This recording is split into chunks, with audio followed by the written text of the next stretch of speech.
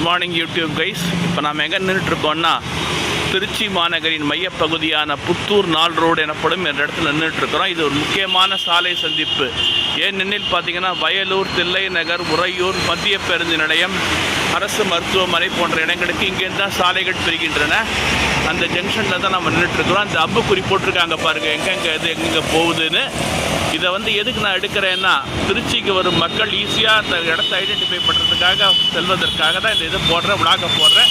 எனவே இந்த விளாகை தொடர்ந்து பார்த்து இந்த யூடியூப் சேனலை சப்போர்ட் பண்ணுங்கன்னு கேட்டுக்கிறேன். தொடர்ந்து இதுதான் அந்த ரோடு பாருங்கள்.